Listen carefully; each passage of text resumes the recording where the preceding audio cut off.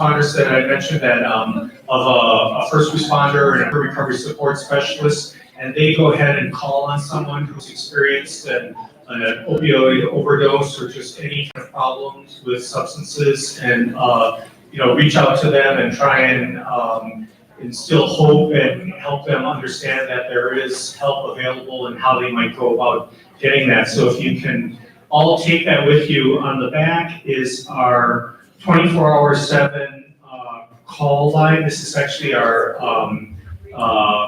crisis line through town hall services. And then you can call that anytime and they'll route that and try to get somebody out to see someone as soon as possible. And I just also want to mention, I talked about all the providers that worked on that combat the opioid epidemic with us. And I want to do a shout out to Hope Village as well, who is one of our treatment providers in Portage County, and it was also one of our major sponsors of the conference today. Next, I want to introduce our next speaker, which I'm sure everyone knows, and that's Joe Diorio, our Portage County Health Commissioner.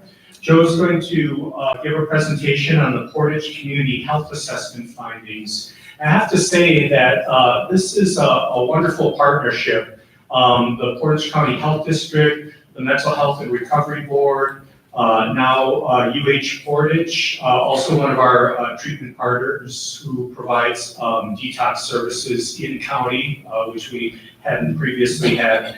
But it's this partnership and all of the community partners across the county to come together and do a joint community health assessment and then develop a community health plan, which we're working on now. And Joe and his staff coordinate that. So we're very appreciative. It's really remarkable. I've worked in other counties and there's not that level of collaboration necessarily between the local health district or health department and the mental health and recovery boards. So we're very fortunate. And also,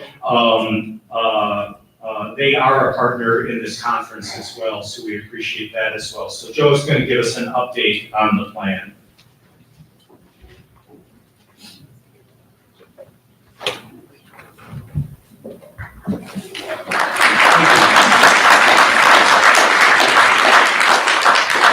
So unlike, is Dr. Spieth still here? He's gone. So unlike Dr. Spieth who talks or walks, I'm Italian, so I walk and I use my hands. So I'm going to get off the stage because I'll probably end up falling off. So are you from the South? But I'm not from the South. So I just wanted to say thank you all for sticking around. I felt like I was going to be talking to my staff after lunch with everyone leaving about the community health assessment. So I really appreciate you sticking around, and because this is a very interesting topic with the community health assessment. I think you're going to get a lot out of it because if any of you do grants or looking for funding, this is somewhere where you want to use our community health assessment for those funding opportunities and for some of the research that you're doing, because it really is, as you'll see, the health of our community. It's specifically for Portage County. So it's very individualized. So the 2019 Community Health Assessment, I was asked to talk about the Community Health Assessment, and our assessment right now is a draft. So our Community Health Assessment is completed every 3 years. So the first one that we completed was actually done in 2016. So hence, we just completed in the spring of this year, and also early into the summer, we just completed compiling our Community Health Assessment for the end of this year, which would be our 2019 Community Health Assessment. Right now it's in draft, so we have not finalized it, because what we do is we push our Community Health Assessment out, and we make sure that we get public comment, and people like you in the audience today, we want people to look at it, comment, provide recommendations on what those findings are. So our current, so I was asked to talk about, I want to make sure I have the right button.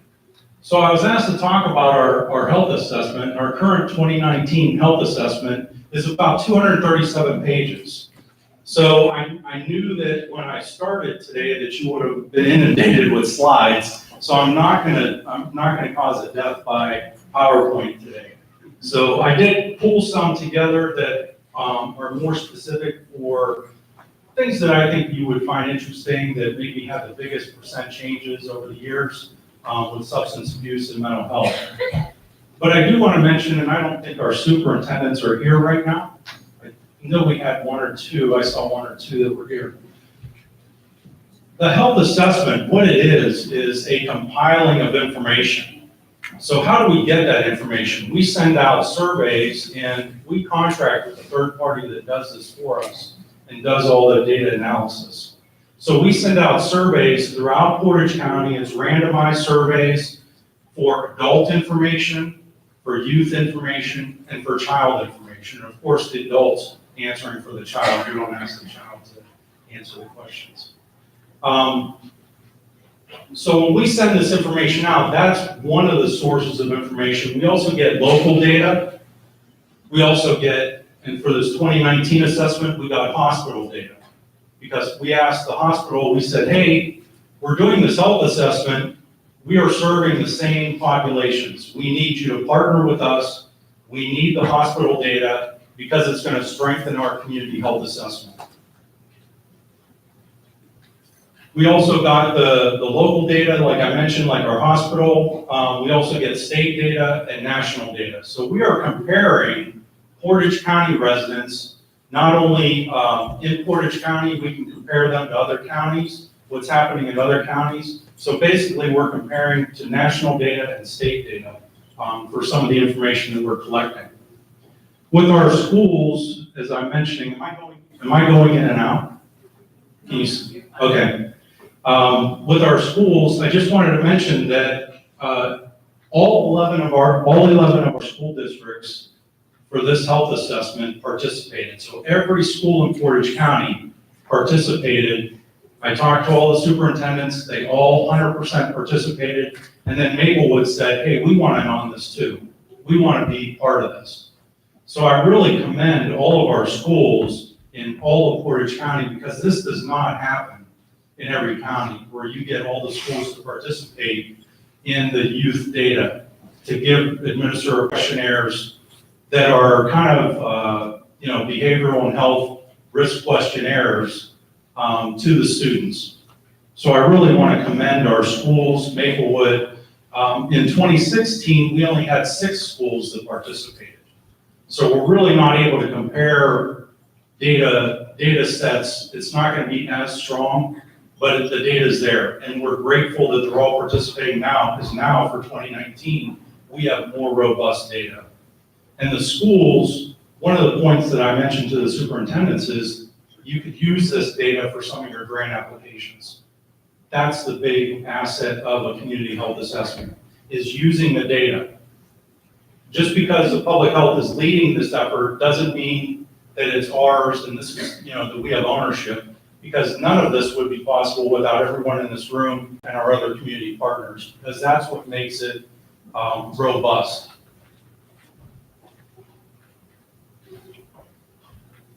Okay, so here's one of the summary slides that I wanted to show.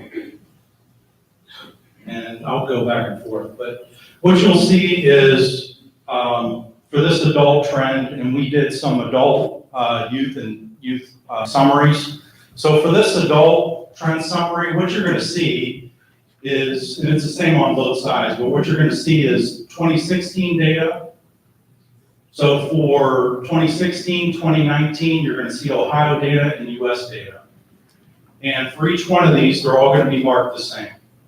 So for this adult trend summary, we asked, one of the questions that was surveyed, general health, that you rated your general health as good, very good or excellent. So what you're seeing is in 2016, people said, yeah, we think our health is really good or excellent. 83% said that.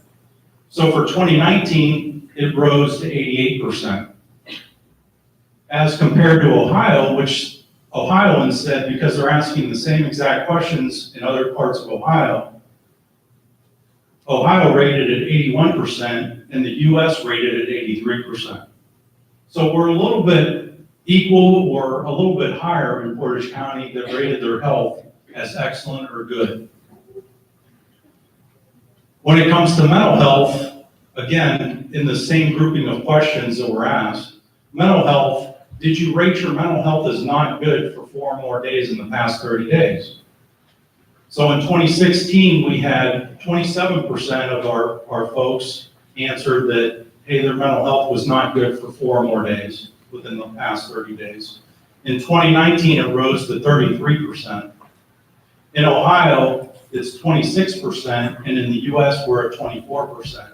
So you can see for our citizens in Portage County, they're ranking that we're higher in both state and US for their mental health not being good for 4 more days in the past 30 days.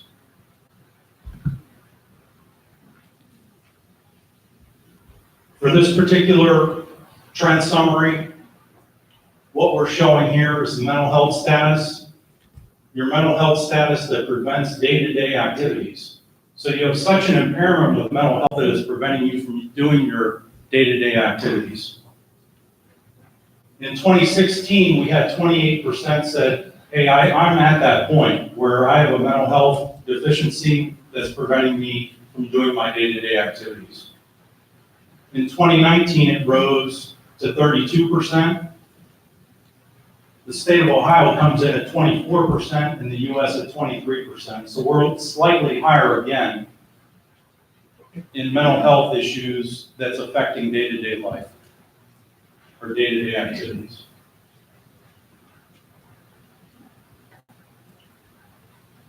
In Portage County, we're drinking too much. It may come as a shock to you. I know we have Thirsty Thursdays down in Kent on Thursdays. And maybe we need to change that name or change some of the connotations that we're issuing, but we're drinking a little too much. This is certainly something that we saw in 2016. In 2016, for our adults, 22 out of 100 were binge drinking. In 2019, 27 out of 100 were binge drinking. So we're increasing on the binge drinking. And this is for adults.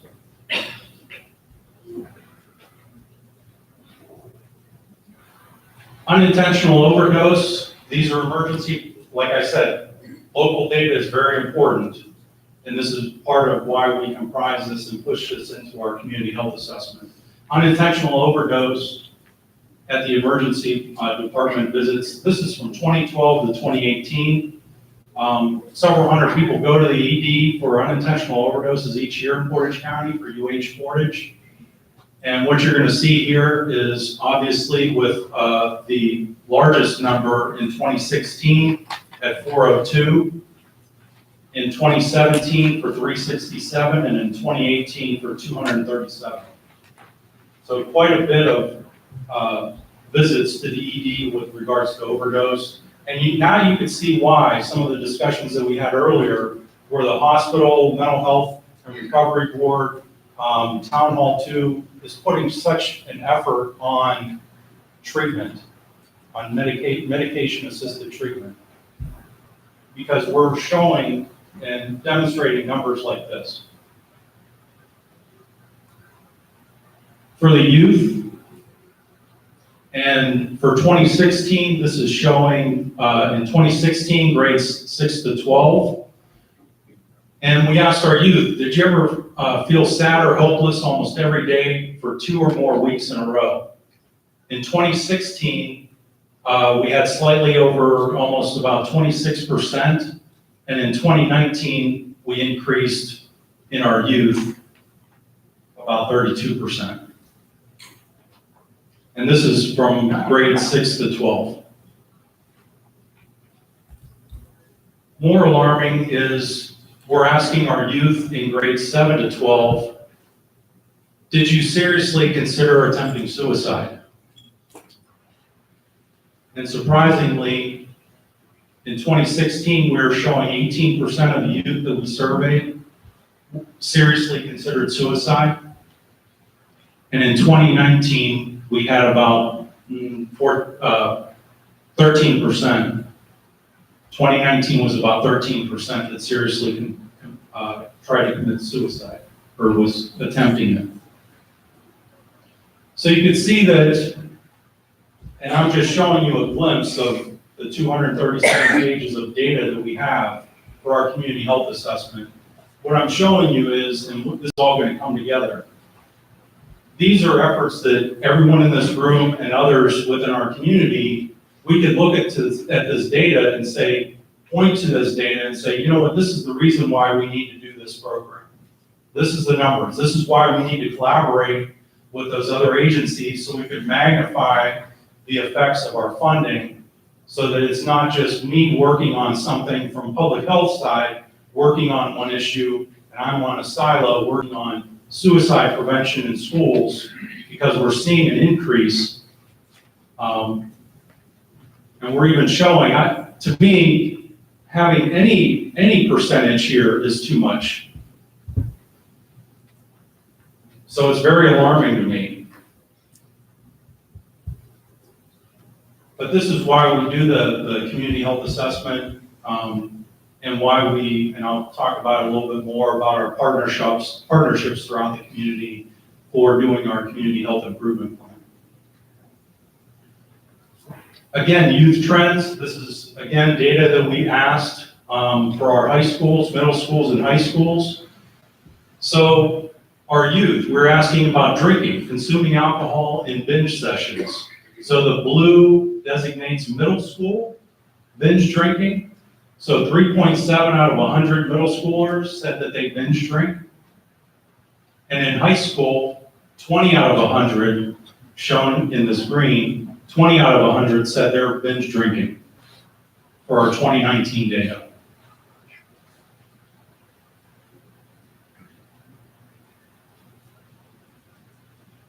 Marijuana use. So we asked about marijuana use with our kids in high school, in middle school. So for 2016, our youth said 11 out of 100 currently are using marijuana in grades 6 through 12 for 2016. They're using it.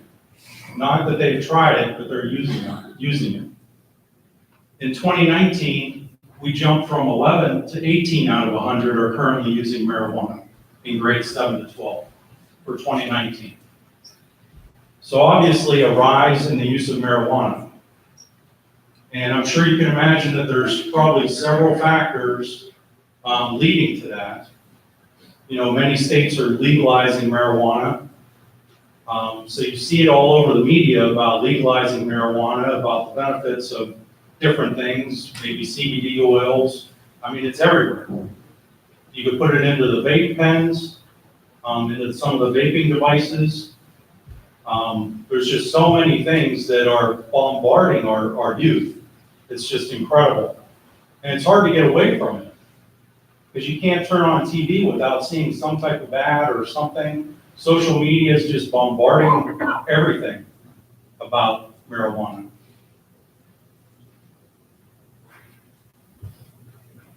Going back to the adult trends, the ACEs, the adverse childhood experiences. The 3 types of ACEs include abuse, neglect, and household dysfunction. 1 in 4 of our Portage County adults reported having 3 or more ACEs. 25%.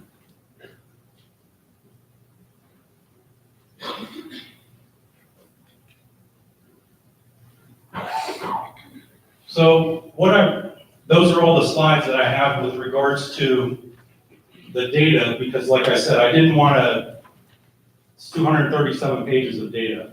I'm not gonna, I'd have you here for multiple days going through all the data. That was not my intent. I just wanted to basically identify some of the issues that I thought would be of significance to you. But I also want to mention that what we do with that data. So we collect this data, this community health assessment in 2016, and now Joe Diorio is saying, hey, well, okay, you have this data from 2016, now you're going to collect it for 2019. So we're redoing the data. We kept the same questions so that we can compare our data. In fact, we added to our 2019 data because now we have the hospital data. We have hospital data from patients. We have local data from some of the agencies that are in this room and outside of this room. And we combine all that information with the surveys that go out. Did anyone get a survey here, by the way? Did you get one? one person. So you got one of our surveys? Did you get a $2 bill? Yes, you did. So anyone that got a survey, she actually got her $2 bills. Thank God, because I would have had to give you $2 today. Every one of our surveys, we send out multiple letters. It's a randomized survey. And when you get that survey, you actually get a $2 bill. And we've actually had people call, like I've had people call my office say, is this really a $2 bill? Yep, it is a $2 bill. So it's real, you can spend it. So what we do with this data, I talked about the 2016 data, I talked about the 2019 data right now. We're finalizing the 2019 data. We're gonna get this out to the public for comment. And what we do with this data is then once we compile this, which we were, I think it was in June, we finally completed all the collection of our community health assessment data. What we do with that then is we convene people like you and some of the people that are actually in this room today, we convene community stakeholders to hold several sessions, which we just concluded our last session yesterday, to look at how do we use this data, and by consensus, we use all the different partner agencies, and by consensus, we identify priorities. What are our biggest priorities from this data that we want to work on collectively across Portage County for the next 3 years to make an impact? How can we leverage our money? How can we leverage our staff? How can we leverage the things that we do day to day to make an impact on these areas that we're seeing an increase or a rise or very concerning issues in our youth or our children? So those 3 priorities are shown here on the slide. So what we do is we then put together a community health improvement plan. So from the data, from the community health assessment, we then convene this grouping of stakeholders, and it's open to everyone. It's not a closed invitation. We open to everyone in Portage County to attend this, and we send it out far and wide. And we convene over 4 different work sessions to come up with priorities. And for 2019, this is where we're at. We're coming up with these 3 priorities: mental health and substance abuse, chronic disease, and maternal, infant, and child health are going to be the 3 priorities. Those are overarching priorities. From those priorities, then we, over those 4 sessions of our community partner engagement, we then pull together measures and activities to make an impact over the next 3 years. It's a 3-year community health improvement plan. As you'll see with our community health improvement plan, when it gets rolled out, what you'll see is that we have some overlap because the state of Ohio also does an assessment, a state assessment, and a state health improvement plan. And what you're going to see in our new community health improvement plan is that anytime that you see this blue Ohio symbol, it's a crosswalk between our Portage County. So basically the measures, the priorities are the same. So you're going to see an overlap. So you'll be able to do a direct comparison of data between the state health improvement plan and our Portage County health improvement plan. Some of the cross-cutting themes, these are the 3 big priorities, but cross-cutting across all 3 of these, our group, stakeholder, through our stakeholder process, identified health equity, access to health care, and social determinants of health as cross-cutting throughout the whole community health improvement plan. Because we thought it's hard to say that we want to do these individually. They should apply equally over all mental health and substance abuse, over all chronic disease issues, and over all maternal, infant, and child health issues that we designate through this plan.